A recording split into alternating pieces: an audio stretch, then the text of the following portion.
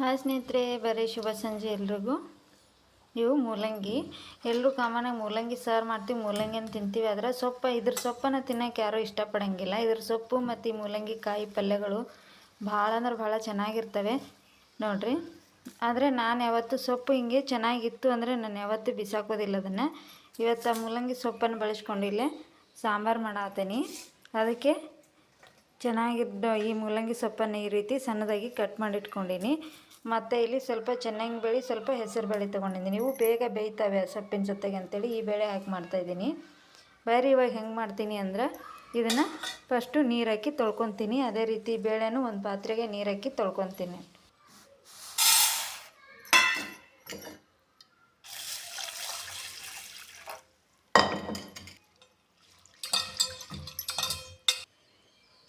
ನೋಡ್ರಿ, ಇವಾಗ ಬೇಳೆ ತೊಳ್ಕೊಂಡಿನಿ. ಎರಡು ಸೇರಿ ಮಿಕ್ಸ್ ಮಾಡಿ ಅವನ್ನ ಕುಕ್ಕರಿಗೆ ಹಾಕ್ಕೊಳತ್ತೀನಿ.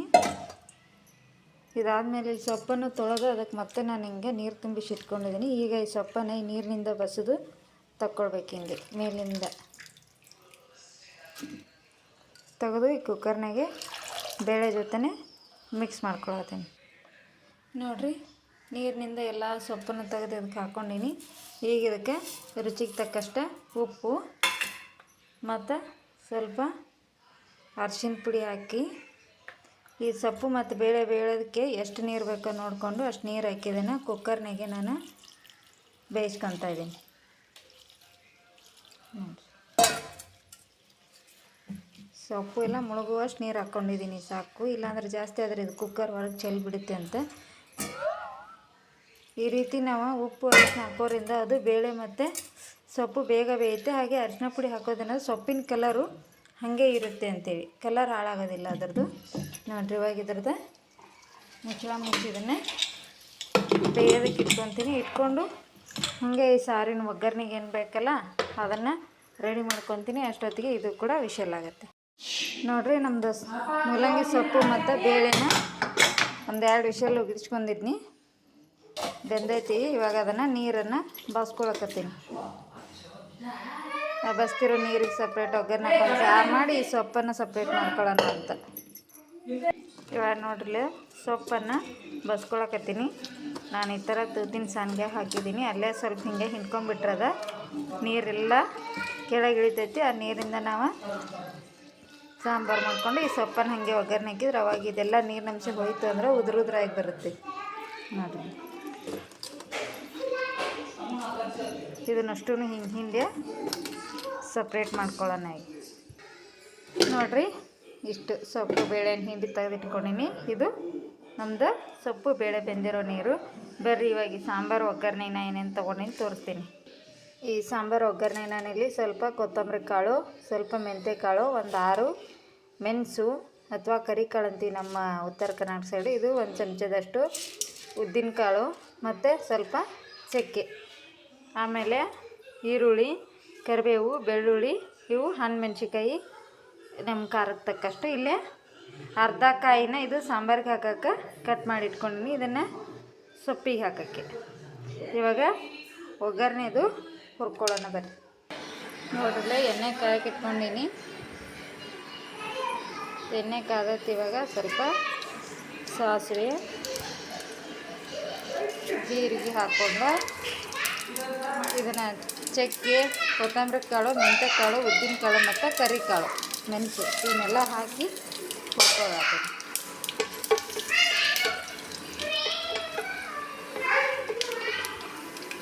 ನೋಡಿ, ಇದು ಹಿಂಗೆ ಚಟಪಟ ಅಂದಮೇಲೆ ಇವಾಗ ನಾನಿಲ್ಲಿ ಮೆಣಸಿಕಾಯಿ ತೊಗೊಂಡಿದ್ದಲ್ಲ, ಮೆಣಸಿಕಾಯಿ, ಈರುಳ್ಳಿ, ಕರಿಬೇವು, ಬೆಳ್ಳುಳ್ಳಿ ಇವನ್ನ ಎಲ್ಲನೂ ಹಾಕ್ಕೊಳ್ತೀನಿ. ಇದನ್ನು ಮೀಡಿಯಮ್ ಊರಿನಾಗ ಹುರ್ಕೊಂಡು ಈಗ ಅದಕ್ಕೆ ಒಂದು ಸ್ವಲ್ಪ ಉಪ್ಪು ಹಾಕ್ಕೊಳತ್ತೀನಿ. ಹಿಂಗೆ ಕಲರ್ ಚೇಂಜ್ ಆದ್ಮೇಲೆ ಈಗಿದೆ ಒಗ್ಗರಣೆಗೆ ಕಾಯಿ ತೊಗೊಂಡಿದ್ನಲ್ಲ, ಅರ್ಧ ಕಾಯಿ ಫುಲ್ ತೊಗೊಂಡಿನಿ. ಈ ಕಾಯಿನ ಇದಕ್ಕೆ ಕಾಯಿ ಸಣ್ಣ ಸಣ್ಣದಾಗಿ ಕಟ್ ಮಾಡ್ಕೊಂಡಿನಿ, ಅದನ್ನು ಇದಕ್ಕೆ ಹಾಕಿ ಒಗ್ಗರಣೆ ಒಳಗೆ ಸ್ವಲ್ಪ ಮಿಕ್ಸ್ ಮಾಡ್ಕೊಳ್ಳೋಣ ಸಾಕು.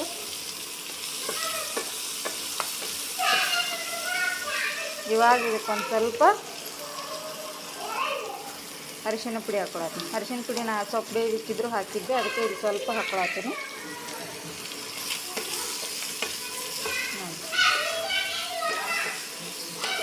ಇಷ್ಟಾದರೆ ಸಾಕು. ಇದು ಒಗ್ಗರಣೆಗೆ ರೆಡಿ ಎತ್ತಿದ್ದೀನಿ. ಇವಾಗ ತಣ್ಣಗೆ ಮಾಡಿ ಮಿಕ್ಸಿ ಮಾಡ್ಕೊಳ್ಳೋಣ.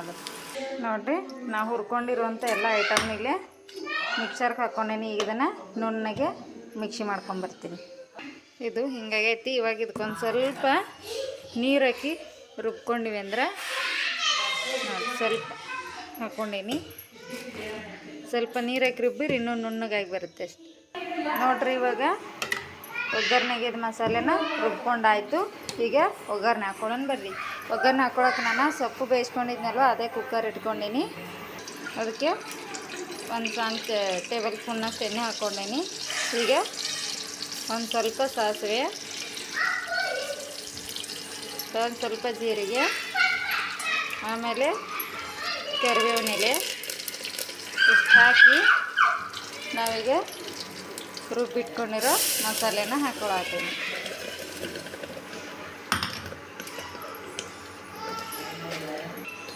ಹೆಂಗೋ ನಾವು ಮಸಾಲೆನ ಹುರಿದಿದ್ವಲ್ವ, ಹಾಗಾಗಿ ಏನು ಹಸಿ ವಾಸನೆನ ಬರೋಂಗಿಲ್ಲ. ಯಾಕಂದರೆ ಎಲ್ಲ ಇರೋದ್ರಿಂದ ನೋಡಿ.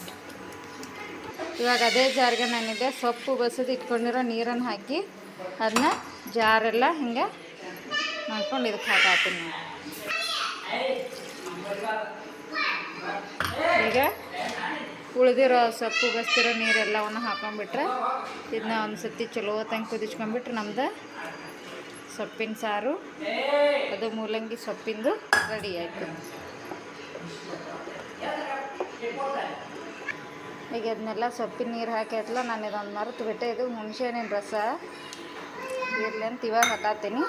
ಅದ್ರ ಜೊತೆ ಸ್ವಲ್ಪ ಬೆಲ್ಲ ಇಷ್ಟು ಹಾಕಿ ಇದನ್ನು ಉಕ್ಕು ಬರೋ ತನಕ ಕುದಿಸಿದ್ರೆ ಸಾಂಬಾರು ರೆಡಿ ಮಾಡಿ. ಇವಾಗ ನೀವು ಕುದ್ದ ಮೇಲೆ ಉಪ್ಪು ಖಾರ ಬೇಕಿದ್ರೆ ನೋಡ್ಕೊಂಡು ಹಾಕೋಬೋದು. ಅರಿಶಿಣ ಪುಡಿ ಸ್ವಲ್ಪ ಹಾಕಿದ್ನಲ್ವ, ಹಂಗಾಗಿ ಕಮ್ಮಿ ಅನ್ಸಾದೈತಿ. ನೋಡಿ, ಸ್ವಲ್ಪ ಅರಿಶಿಣ ಪುಡಿ ಹಾಕಿ ಇದನ್ನ ಕುದಿಯಾಕೆ ಬಿಡೋಣ. ನೋಡ್ರಿ, ಇವಾಗ ನಮ್ಮ ಸಾರು ಕುದಿ ಬಂತು. ಇವಾಗ ಇದನ್ನು ನಾವು ಒಂದು ಸತಿ ಮಿಕ್ಸ್ ಮಾಡ್ಕೊಂಡು, ಈ ಟೈಮಲ್ಲಿ ನೀವು ಬೇಕಾದ್ರೆ ಉಪ್ಪು ಖಾರ ಎಲ್ಲ ನೋಡಿಕೊಂಡು ಹೆಚ್ಚು ಕಮ್ಮಿಗಿದ್ರೆ ಹಾಕ್ಬೋದು. ನಾನು ಇಷ್ಟು ತಿಳಿಯಾಗಿ ಮಾಡ್ಕೊಂಡಿದ್ದೀನಿ. ಈಗ ನಿಮಗೆ ಇನ್ನೂ ತಿಳಿಬೇಕಂದ್ರೆ ನೀರು ಹಾಕೋಬೋದು. ಒಂದು ಮೀಡಿಯಮ್ಗೆ ಐತಿ ನಮ್ದು. ಉಪ್ಪು ಖಾರ ಎಲ್ಲನೂ ಕರೆಕ್ಟಾಗಿ ಐತಿ. ಇವಾಗ ಇದನ್ನ ಒಂದು ಸತಿ ಮಿಕ್ಸ್ ಮಾಡಿದ್ನಲ್ಲ, ಇದನ್ನು ಮುಚ್ಚಿ ಇಳಿಸಿಟ್ಟು ಈಗ ಸೊಪ್ಪು ಬಸ್ತಿದ್ದೀವಲ್ವ, ಸೊಪ್ಪಿಗೆ ಒಗ್ಗರಣೆ ಹಾಕ್ಕೊಳ್ಳೋಣ ಬರ್ರಿ. ನಾನಿಲ್ಲಿ ಸೊಪ್ಪು ಒಗ್ಗರಣೆ ಹಾಕೋಕ್ಕೆ ಒಗ್ಗರಣೆಗೆ ನಾಗೆಲ್ಲ ಹುರ್ಕೊಂಡಿದ್ನಲ್ಲ, ಅದೇ ಒಂದು ಪಾತ್ರೆನ ಇಟ್ಕೊಂಡೀನಿ. ಈಗ ಅದಕ್ಕೆ ಒಂದು ಸ್ವಲ್ಪ ಎಣ್ಣೆ ಹಾಕ್ಕೊಳತ್ತೀನಿ.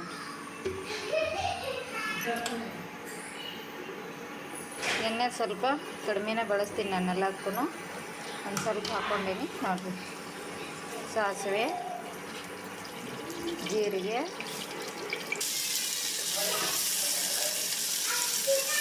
ಈಗ ಸೊಪ್ಪಿನ ಒಗ್ಗರಣೆಗೆ ಈರುಳ್ಳಿ, ಹಸಿಮೆಣಸಿಕಾಯಿ, ಕರಿಬೇವು ಇದೆಲ್ಲ ಸ್ವಲ್ಪ ಫ್ರೈ ಆದಮೇಲೆ ಇವಾಗ ಇದಕ್ಕೆ ಒಂದು ಸ್ವಲ್ಪ ಫ್ರೈ ಆಗೈತಿ. ಅವಾಗ ಇಲ್ಲಿ ಕುಟ್ಟಿಟ್ಕೊಂಡಿರೋ ಬೆಳ್ಳುಳ್ಳಿ ಹಾಕ್ಕೊಳ್ತೀನಿ.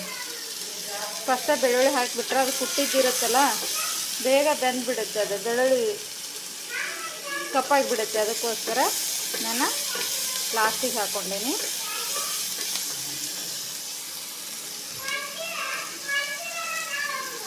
ಈಗ ಇದಕ್ಕೆ ಸ್ವಲ್ಪ ಅರಿಶಿಣ ಪುಡಿ ಹಾಕ್ಕೊಳ್ತೀನಿ. ಇದನ್ನು ಹಾಕಿ ಒಂದು ಸ್ವಲ್ಪ ಮಿಕ್ಸ್ ಮಾಡಿ ಇವಾಗ ಇದಕ್ಕೆ ಒಂದು ಸ್ವಲ್ಪ ಉಪ್ಪು ನೋಡ್ಕೊಂಡು ಹಾಕ್ರಿ. ಉಪ್ಪು ಯಾಕಂದ್ರೆ ಸೊಪ್ಪು ಬೇಯಿಸ್ಬೇಕಿದ್ರೆ ಹಾಕಿದ್ನಲ್ಲ, ಹಾಗೆಲ್ಲ ನೀವು ಹಾಕಿದ ನೋಡ್ಕೊಂಡು ಹಾಕ್ರಿ. ಇದಾದಮೇಲೆ ಇಲ್ಲೇ ಸ್ವಲ್ಪ ಹುಣಸೆಹಣ್ಣಿನ ರಸ ಇಟ್ಕೊಂಡೀನಿ. ಹುಣಸೆಹಣ್ಣಿನ ರಸ ಹಾಕ್ಕೊಳ್ತೀನಿ. ನಾನಿವತ್ತಿಲ್ಲಿ ಯಾವುದಕ್ಕೂ ಟೊಮೆಟೊ ಬಳಸಿಲ್ಲ, ಅದರ ಬದಲಿಗೆ ಹುಣಸೆಹಣ್ಣು ರಸ ಬಳಸಿದ್ದೀನಿ. ನೋಡಿ, ಇದಕ್ಕೆ ನೀರು ಅವಶ್ಯಕತೆ ಇಲ್ಲ. ಇಷ್ಟೇ, ಇದು ಹುಣಸೆಹಣ್ಣಿನ ನೀರೆಲ್ಲ ಫ್ರೈ ಆದರೆ ಸಾಕು. ನೀರೆಲ್ಲ ಹೋದರೆ ಅಷ್ಟೇ ಸಾಕು.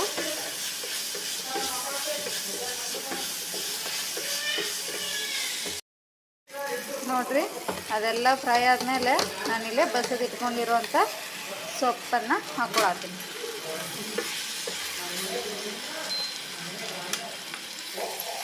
ಈಗ ಈ ಸೊಪ್ಪು ಮತ್ತು ಒಗ್ಗರಣೆ ಎಲ್ಲ ಚಲೋ ತಂಗೆ ಮಿಕ್ಸ್ ಮಾಡಿಕೊಂಡ್ರೆ ನಮ್ದು ಸೊಪ್ಪು ರೆಡಿ. ಹಾಗೆ ಇದಕ್ಕೆ ಇವಾಗ ತುರಿದಿಟ್ಕೊಂಡಿರುವಂಥ ಅರ್ಧ ಹೋಳು ತೆಂಗಿನಕಾಯನ್ನು ಹಿಂಗೆ ತುರಿದಿಟ್ಕೊಂಡಿದ್ದೆ ನಾನು, ಅದನ್ನು ಸೇರಿಸ್ಕೊಳತ್ತೀನಿ. ಈಗ ಸೇರಿಸ್ಕೊಂಡೆಲ್ಲನೂ ಮಿಕ್ಸ್ ಮಾಡ್ಕೊಂಡು ಬರ್ರಿ.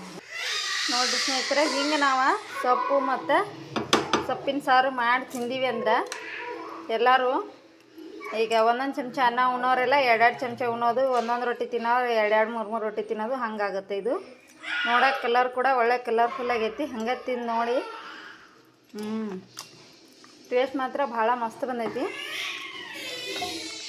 ಈ ರೀತಿ ಸೈಡ್ ತಿನ್ನೋಕೆ ಅದಕ್ಕೆ ಹಾಕಿ ಕೊಟ್ಬಿಟ್ರೆ 2-2 ರೊಟ್ಟಿ ತಿನ್ನೋರು 4 ತಿನ್ನೋಕೆ ಹತ್ತಾರ.